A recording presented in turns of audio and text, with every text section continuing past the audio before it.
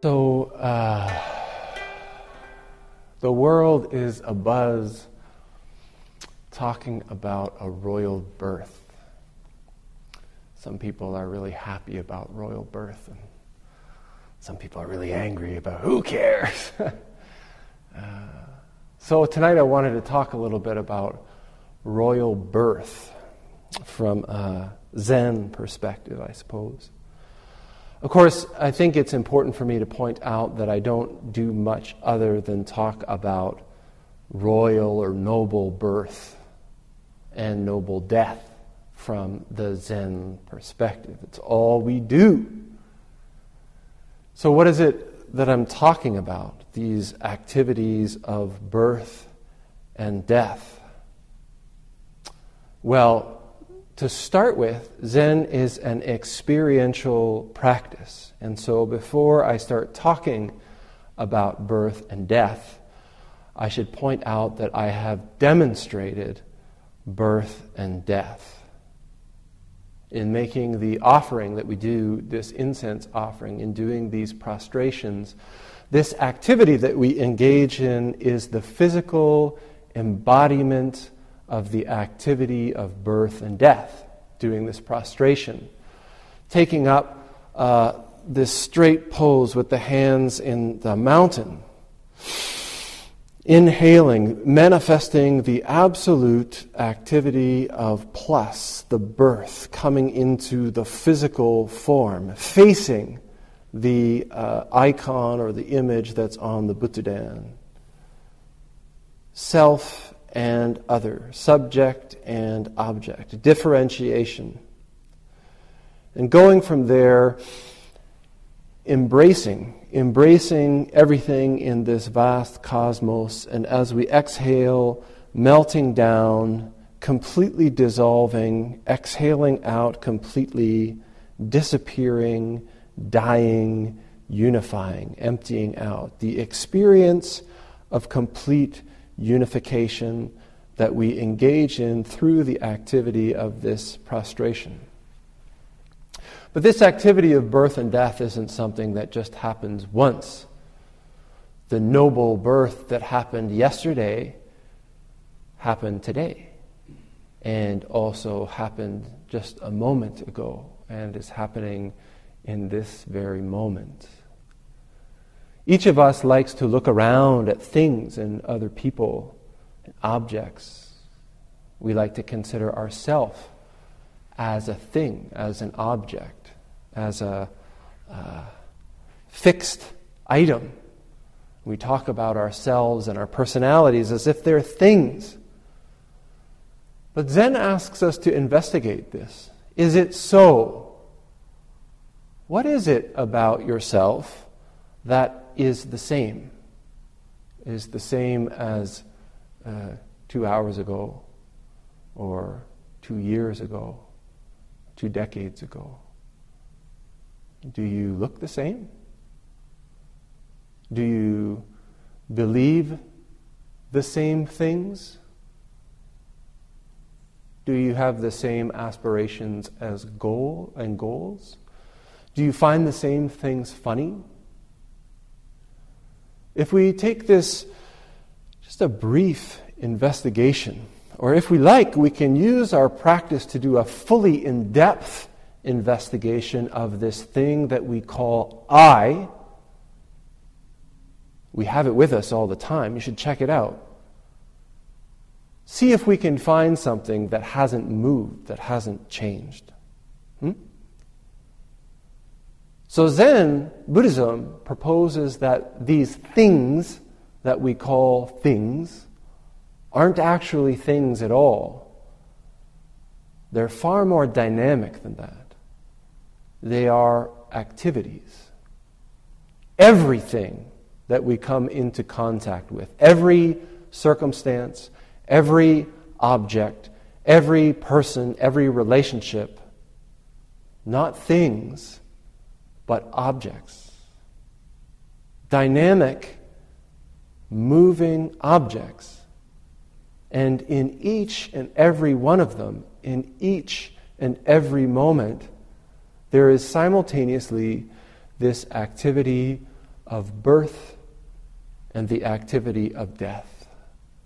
In each and every thing that we call a moment, which is not a thing, simultaneously there are appearances which are arising and appearances which are dissolving, disappearing. Somebody who catches this, somebody who realizes this or awakens to this in classical Buddhism is called a stream entrant. A stream entrant because our perspective, our worldview, transforms from that of something solid like the shore, like objects bumping into one another. We stop viewing our world and our life and ourselves as an object, and we begin to see, we begin to grasp, to realize that this is an activity which flows like water. The ground of our being, the ground of our perspective, changes from being that of something which is solid to fluidity itself. So when I say I want to talk about royal birth, noble birth, the Buddha used this word a lot, noble. And I was speaking about this during our week-long retreat. The word noble, Arya in Sanskrit, Arya, we have to remember that the Buddha lived in a time where nobility or status was defined by birth. It wasn't something that you could do something or buy something or create something that suddenly you would be noble. You were born noble or you weren't. And one of the radical aspects of the Buddha Dharma, what the Buddha taught, was that this Arya, this nobility, was something that came from realization. That you could be born to the wealthiest family, to the most, the right caste, and people could call you noble, but you could be entirely common. And according to the Buddhist teaching, it is the realization of this fundamental ground of being, which isn't ground at all, but activity. This realization, this fundamental perspective, which is also called right view in Buddhism, this is the basis of nobility. Right view, the first of the steps in the Noble Eightfold Path. The realization that all things in this vast cosmos that are of the nature to be born are of the nature to die. That which we see arise, we will all see diminish. Everything that we do in formal practice, the way that we sit, the way that we bow, do these prostrations, the way that we chant, the way that we walk, the way that we ring bells and sound clappers and different instruments of all kinds, they all point to this single realization. And we can experience it. We can experience the birth of the self, the birth of the independent nature where we look at other things and we reflect and we see and we discriminate and we judge. And we also have that experience where we disappear, where the thing that stands outside disappears.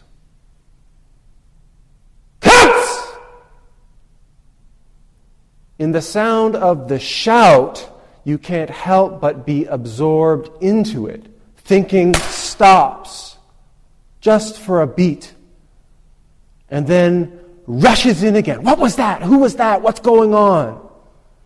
But in that moment of the shout, There is no separation. There is no differentiation. There is only this. And each of us in our lives has this experience over and over again. And for each of us, there's a different place, a different form. Maybe it's in our music, and maybe it's in our art. Maybe it's in some sport. Maybe it's in singing. Maybe it's in a loving embrace with our children in which the subject and object disappear. And there's only this. But we can't stay there. Always the subject and the object is born again. And we say, wonderful, or we say, wow, or we say, what happened there? Where did the time go? Wasn't that interesting? And in those little glimpses, what we are experiencing is the miracle of the fundamental activity of this cosmos. What we are experiencing, witnessing, is just this simple activity of royal birth. So, we can watch the news and we can hear about the celebrations of the royal family in welcoming the newest member of their house. Or we can shake our heads and say, how silly to make such a big deal. But for me, I think this opportunity is a wonderful one to just remind myself that there's a royal birth in every breath, a royal birth in every moment, a royal birth at every meeting and every parting. So, happy royal birthday.